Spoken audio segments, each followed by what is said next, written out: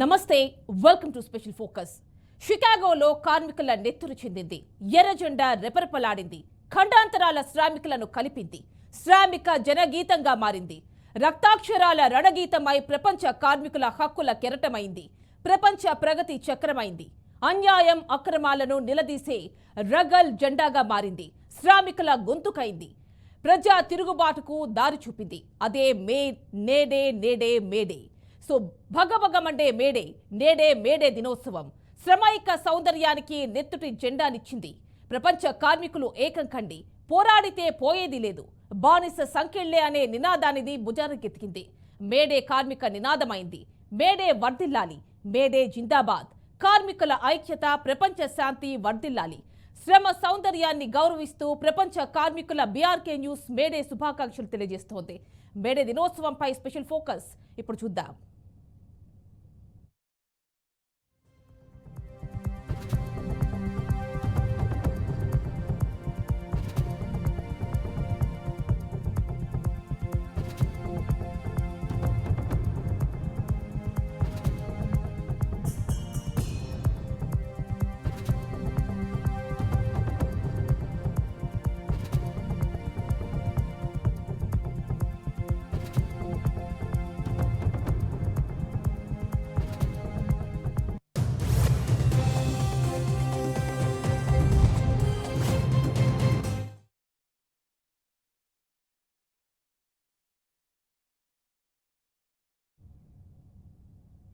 మే 1 అంటే మేడే అంతర్జాతీయ కార్మిక దినోత్సవంగా వెలుగొందుతోంది. అమెరికాలో మాత్రం దీన్ని లాయల్టీ డేగా వ్యవహరిస్తారు. పలు దేశాల్లో మేడేని సెలవు దినంగా పాటిస్తారు. కార్మిక దినోత్సవ ఆవిర్భావం ఏ ఒక్క దేశం సగటునకో పరిమితం కాదు. శ్రమ దోపిడీని నిరసిస్తూ యావత్ ప్రపంచ కార్మికుల్లో స్ఫూర్తిని రగిలిస్తూ వేసిన ముందడిగే మేడే. భవిష్యత్ తరాల కోసం మేడే నేపథ్యం, ప్రాముఖ్యత తెలుసుకుందాం. శ్రమ సౌందర్యాన్ని గౌరవిద్దాం.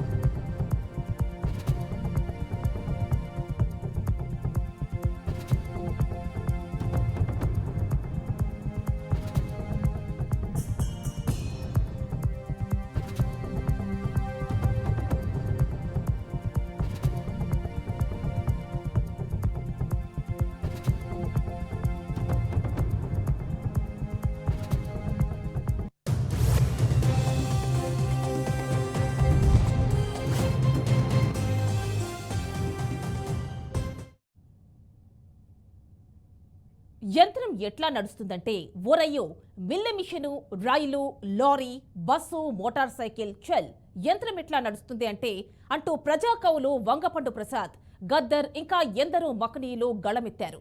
శ్రామికుల కష్టార్జితంతో ప్రపంచంలో అభివృద్ధి ఎలా సాగిందో వివరించారు.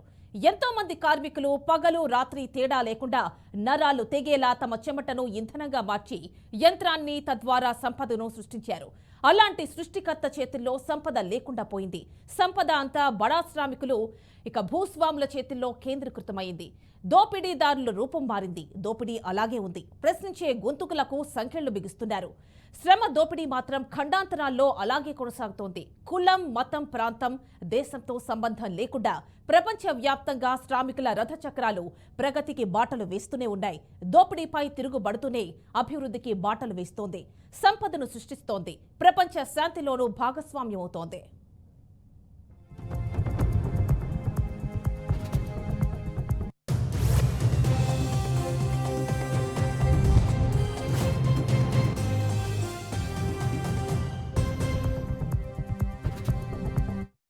ప్రపంచ కార్మిక దినోత్సవం మేడే 138వ మేడే ఇది 1886 మే 1వ తారీఖు రోజు అమెరికా దేశం చికాగో నగరంలో 8 గంటల పని కావాలని చెప్పేసి పోరాటం చేస్తున్నటువంటి కార్మికులపైన ఆనాటి ప్రభుత్వం కాల్పులు జరిపితే 6 మంది కార్మికులు అమరులు కావడం జరిగింది.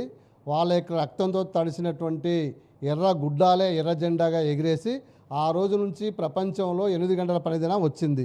ఇప్పటికీ 138 సంవత్సరాల తర్వాత వచ్చినటువంటి 8 గంటల పని ఈరోజు బీజేపీ 10 ఏళ్ల కాలంలో 8 గంటల పనిని 12 గంటలకు పెంచడం జరిగింది. సమ్మె చేసే హక్కును కాలరాస్తూ ఉన్నటువంటి పరిస్థితి వచ్చింది.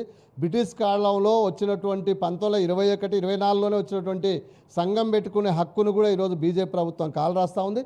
100 మంది ఉంటేనే సంఘం పెట్టుకోవాలి. గతంలో బ్రిటిష్ వాడే 7 మంది ఉంటే సంఘం పెట్టుకోవచ్చు అని చెప్పేసి ట్రేడ్ యూనియన్ యాక్ట్ 1921లోనే ట్రేడ్ యూనియన్ యాక్ట్ ప్రకారంగా సంఘం పెట్టుకునే హక్కు వచ్చింది. కానీ 138 సంవత్సరాల తర్వాత ఈ దేశంలో మేడే యొక్క హాలిడేను అంటే సెలవు దినాన్ని రద్దు చేయడం జరిగింది. 8 గంటల పని దినాన్ని 12 గంటలకు పెంచడం జరిగింది. అట్లాగే కార్మిక చట్టాలను మొత్తం కూడా యాజమాన్యాలకు అనుకూలంగా కార్పొరేట్ శక్తులకు అనుకూలంగా ఈరోజు మార్చడం జరిగింది. దాంతోపాటు దేశంలో ఉన్నటువంటి సమస్త కార్మిక వర్గానికి ఈరోజు మేము మా యొక్క హక్కుల కొరకు పోరాడతాం, మా హక్కులు సాధించుకున్నామంటే హక్కుల కొరకు పోరాడే వీలు లేదు. హక్కుల కొరకు పోరాడతామంటే మేము జైల్లో పెడతాం, మిమ్మల్ని అరెస్ట్ చేస్తాం, రోడ్ల మీదకి రావద్దు అనేటువంటి పద్ధతులు ఈరోజు బీజేపీ ప్రభుత్వం ఊపా చట్టం తీసుకొచ్చి మీరు దేశద్రోహులు అని చెప్పేసి ముద్ర వేస్తూ ఉంది. ప్రపంచ కార్మిక దినోత్సవం 19వ శతాబ్దంలో పారిశ్రామిక విప్లవ ఫలితంగా అమెరికా, యూరోప్ దేశాల్లో అనేక భారీ పరిశ్రమలు ప్రారంభమై నవశకానికి నాంది పలికాయి.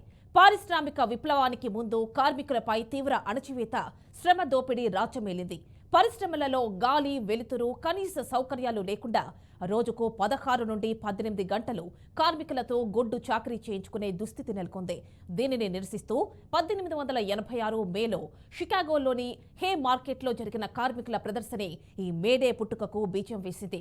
తొలిసారిగా 1884లో రోజుకి 8 గంటలు మాత్రమే పని ఉండాలని కార్మికులు ఆందోళన ప్రారంభించారు.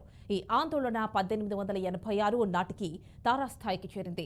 1886 మే 1న 40,000 మంది కార్మికులు సమ్మె మొదలు పెడితే మే 3 నాటికి ఈ సంఖ్య 1,00,000 మందికి చేరుకుంది.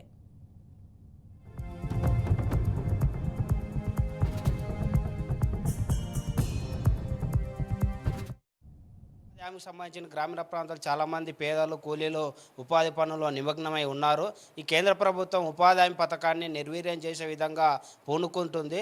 గతంలో 2005లో వచ్చినటువంటి ఉపాధి హామీ చట్టానికి అప్పుడు ఉన్నటువంటి యూపీఏ 1 ప్రభుత్వం ఉపాధి హామీకి 1,00,000 కోట్లు కేటాయిస్తే నేడు ఉన్నటువంటి బీజేపీ ప్రభుత్వం రాను ఉపాధి నిధులను తగ్గించడం జరిగింది. ఎందుకంటే గ్రామీణ ప్రాంతాల్లో చాలామంది కరోనా మహమ్మారి ఉన్నటువంటి సందర్భంగా కూడా ఈరోజు గ్రామీణ ప్రాంతాలు ఉపాధి కూలీలకు ఆ రకంగా ఉపాధి ద్వారానే గ్రామీణ ప్రాంతాలు చాలామంది వాళ్ళకు ఆదాయం దొరికిందని చెప్పినటువంటి ప్రభుత్వాలు ఈ రోజు ఉపాధి హామీని తీసివేయడానికి ప్రయత్నం చేస్తుంది. మేడే 1886 వచ్చినప్పుడు మేడే స్ఫూర్తితో ఒక రకంగా చెప్తారు. గ్రామీణ ప్రాంతాల్లో కానీ ప్రపంచవ్యాప్తంగా కార్మికులకు కనీస వేతనాలు అమలు చేయాలని చెప్పి ఒక పక్క మనం పోరాటం చేస్తుంటే ఈరోజు కేంద్ర ప్రభుత్వం చెప్తుంది ఒక కార్మికునికి కేవలం 175 రూపాయలు రోజుకు వస్తే చాలని చెప్తుంది. కానీ ఇంతకుముందు చాలామంది వక్తలు చెప్పినట్లు అదే ఎంపీలు కానీ, మినిస్టర్లు కానీ, ఎమ్మెల్యేలు కానీ నెలకు 1,00,000 కోట్లు సంపాదిస్తున్నారు. కాబట్టి ఆ రకంగా ఎలా సరిపోతుందని చెప్పి మేము ప్రశ్నిస్తున్నాము. ఉపాధి హామీ సమ్మె ఉధృతమయ్యేసరికి యాజమాన్యాలు పోలీసుల సహాయం కోరి కార్మికులపై ఉసిగొల్పారు. ఈ సమయంలో కార్మికులపై పోలీసులు జరిపిన కాల్పుల్లో 2 మరణించారు. దీంతో అగస్ట్ స్పైస్, పార్సన్స్, క్లోరిన్ మోస్ లూయిస్ లింగ్ అనే కార్మిక నాయకుల ఆధ్వర్యంలో మకార్గిన్ రీపర్ వర్క్ పారిశ్రామిక సంస్థ ముందు పెద్ద ప్రదర్శన జరిగింది. శాంతియుతంగా జరుగుతున్న ఈ ప్రదర్శన మీద పోలీసులు హే మార్కెట్ వద్ద మే 4 తిరిగి జరిపిన కాల్పుల్లో 8 మంది మరణించారు, 40 మంది గాయపడ్డారు. తర్వాతి రోజుల్లో గాయపడిన వారిలో మరో 7 చనిపోయారు. ఈ కాల్పులకు కార్మిక నాయకులే కారణమని వారి మీద హత్యానేరం మోపి అరెస్ట్ చేశారు. నవంబర్ 11, 1887లో ఈ కార్మిక నాయకులను దోషులుగా నిర్ధారించిన కోర్టులో పార్సన్స్, స్పైస్, ఎంగెల్, ఫిషర్లకు ఉరిశిక్ష అమలు చేశాయి. దీనిని వ్యతిరేకిస్తూ మరో కార్మిక నాయకుడు లూయిస్ లింక్ తన నోటితో బాంబు పెట్టుకుని ఆత్మహత్య చేసుకున్నాడు.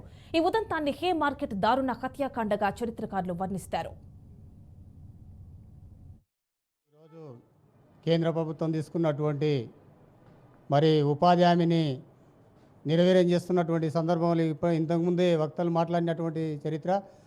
అదేవిధంగా పట్టణ ప్రాంతాల్లో కూడా ఉపాధి హామీని తీసేసి అమలు చేయాలని చెప్పేసి కార్మిక సంఘాలుగా ఎంత పోరాటం చేస్తూ ఉన్నాం, నివేదికలు ఇస్తూ ఉన్నాం. అయినా పట్టించుకోనట్టుగా కనీసంలో లాక్డౌన్ టైంలో కనీసంలో కూడా తిండి తెరుకున్నటువంటి పరిస్థితిలో ఉపాధి హామీ కాపాడింది అని చెప్పి జనాలకు పెద్ద మొత్తంలో చెప్పుకోవడం జరిగిన మరి పట్టణ ప్రాంతాల్లో ఎందుకు అమలు చేస్తలేరు? చాలామంది ఇప్పుడు రోడ్డు మీద పడ్డారు. ఖచ్చితంగా పనులు లేక కూలి దొరకదు. అడ్డ మీద అయితే గుంపులుగా ఒక్కరు పోతే 5-6 మంది ఊరికి వచ్చి పని లేదు, మాకు పని చూపించండి అని చెప్పేసి ఎంబడబడతా ఉంటారు. అందుకని ఈరోజు ప్రభుత్వాలు నిద్రపోయినట్లు, కేంద్ర ప్రభుత్వం నిద్రపోయినట్లు మరి అక్కడ భవన నిర్మాణ కార్మికులకు కూడా సరైన సౌకర్యాలు అందియట్లేదు. అట్లాగే ఉపాధి హామీని కూడా నెరవేరం చేస్తూ ఉంది. పట్టణ ప్రాంతాల్లో ఖచ్చితంగా అమలు చేయాలని చెప్పేసి మేము విజ్ఞప్తి చేస్తూ, దీంట్లో ఎలాంటి కూడా ఉంటే ఖచ్చితంగా మేము కూడా రానున్న కాలంలో ఉపాధి మీద జనాలను కూడగట్టి ఉద్యమాలను రూపొందిస్తామని చెప్పి చెప్పడం జరుగుతూ ఉంది. హే మార్కెట్ సంఘటన అనంతరం 1889 నుంచి 1890 వరకు అనేక దేశాల్లో కార్మికుల ఉద్యమాలు, నిరసన ప్రదర్శనలు చోటు చేసుకున్నాయి. 1890 మే 1న బ్రిటన్లోని హైడ్ పార్క్లో చేపట్టిన ప్రదర్శనకు దాదాపు 3 లక్షల మంది కార్మికులు హాజరయ్యారు. రోజులో కేవలం 8 గంటలు మాత్రమే పనివేళలు ఉండాలన్నదే ఆ ప్రదర్శనలో పాల్గొన్న వారి ప్రధాన డిమాండ్. ఆ పైన అనేక యూరోప్ దేశాల్లో ఇదే నినాదంతో ప్రదర్శనలు జరిగాయి. క్రమంగా షికాగోలో జరిగిన కార్మిక ప్రదర్శనలో చనిపోయిన వారికి గుర్తుగా మే 1ని కార్మిక దినోత్సవంగా జరుపుకోవాలన్న ఒప్పందం కూడా కుదిరింది. ఆపై ప్రపంచవ్యాప్తంగా మేడే స్వరూపం మారుతూ వచ్చింది. అనేక దేశాల్లో ఆ రోజున పోరాటాలు, నిరసన ప్రదర్శనలు చేపట్టడం పరిపాటైంది.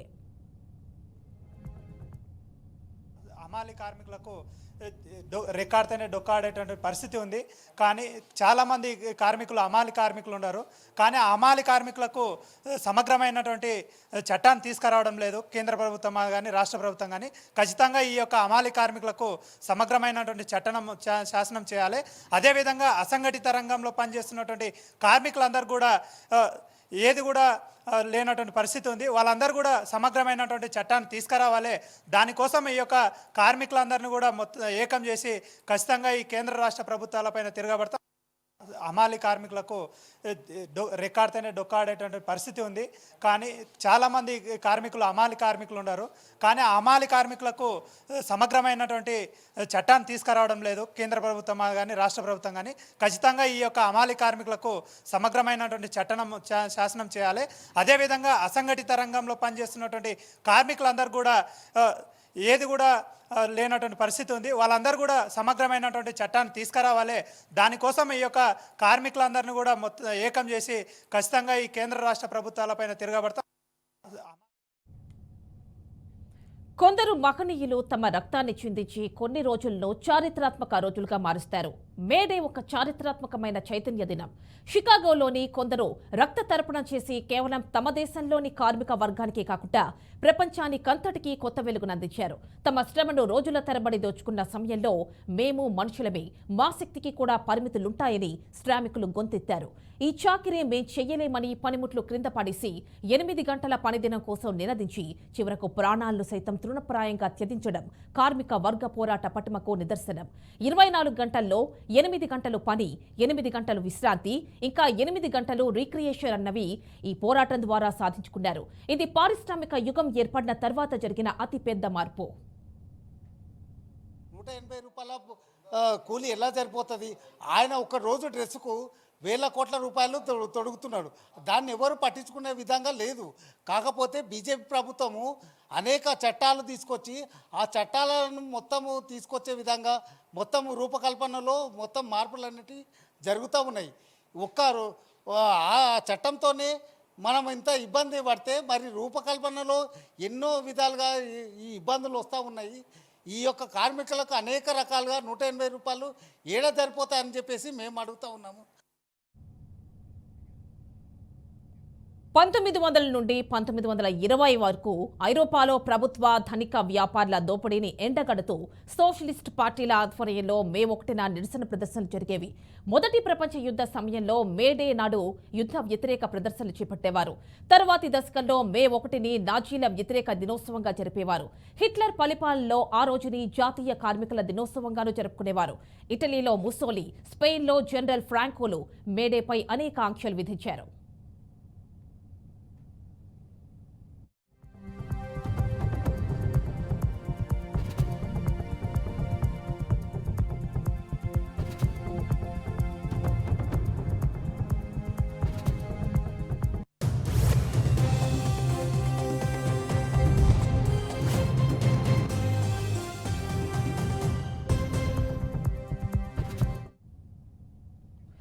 భారతదేశంలో షికాగో కంటే ముందే కలకత్తాలో కార్మికులు నిర్ణీత పని గంటల కోసం హౌరా రైల్వే స్టేషన్లో 1862లో సమ్మె చేశారు. 1923లో తొలిసారిగా భారత్లో మేడేను పాటించారు. 1920లో ట్రేడ్ యూనియన్ ఏర్పడడంతో అప్పటి నుంచే కార్మికుల్లో చైతన్యం మొదలైంది. ఈ చైతన్యంతో మేడేను పాటిస్తున్నారు. కానీ అసంఘటిత కార్మిక వర్గం అన్ని రంగాల్లో వచ్చింది. 1985 తర్వాత చోటు చేసుకున్న ప్రైవేటైజేషన్, లిబరలైజేషన్, గ్లోబలైజేషన్ పరిణామాల వల్ల అసంఘటిత కార్మిక వర్గాల కార్మిక చట్టాలు అమలుకు నోచుకోవడం లేదు. రెండో ప్రపంచ యుద్ధం తరువాత ఐరోపా దేశాల్లో మే 1ని సెలవు దినంగా పాటించడం మొదలుపెట్టారు. అనంతరం అనేక దేశాలు ఇదే బాటలో నడిచాయి. చాలా దేశాల్లో కార్మికులకు సంబంధించిన అనేక సంక్షేమ పథకాలు ఆ రోజునే అమల్లోకొచ్చాయి. అంబేద్కర్ సూచనల మేరకు భారత ప్రభుత్వం కొన్ని చర్యలు చేపట్టింది.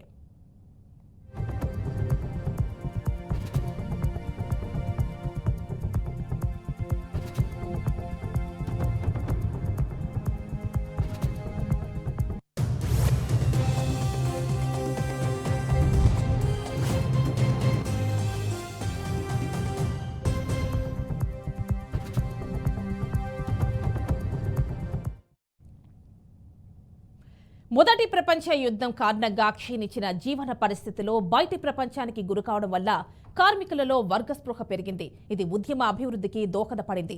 ఈ కాలాన్ని ప్రారంభ ట్రేడ్ యూనియన్ కాలంగా సాగింది. భారతదేశంలో కార్మిక ఉద్యమాలకు నాంది పలికింది.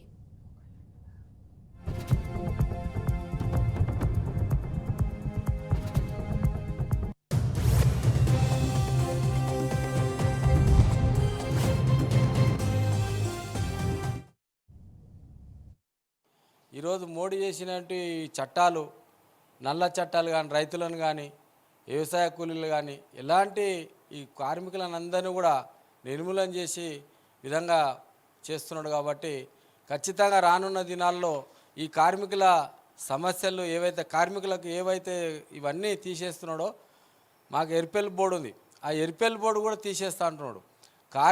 కార్మికులకు సంబంధించి కూడా చట్టాలు లేకుండా చేస్తే ఈ కార్మికులు ఓటేస్తేనే మోడీ గెలుస్తారు, లేదా మోడీ గెలవడు. ఈరోజు మోడీ చేసినట్టు ఈ చట్టాలు కార్మిక ఉద్యమాల మూలం 1860లలో గుర్తించబడినప్పటికీ భారతదేశ చరిత్రలో మొట్టమొదటి కార్మిక ఆందోళన 1875లో బొంబాయిలో మొదలైంది. ఇది ఎస్ఎస్ బెంగాలీ నాయకత్వంలో సాగింది. ఇది కార్మికులు, ముఖ్యంగా మహిళలు, పిల్లల దుస్థితిపై దృష్టి సారించింది. ఇది 1875లో మొదటి ఫ్యాక్టరీ కమిషన్ నియామకానికి దారితీసింది. తత్ఫలితంగా మొదటి ఫ్యాక్టరీల చట్టం 1881లో ఆమోదించబడింది. 1890లో M N Lokhande Bombay mill hands association స్థాపించారు. ఇది భారతదేశంలో మొట్టమొదటి అసంఘటిత కార్మిక సంఘం. దీని తర్వాత భారతదేశమంతటా వివిధ సంస్థలు స్థాపించబడ్డాయి.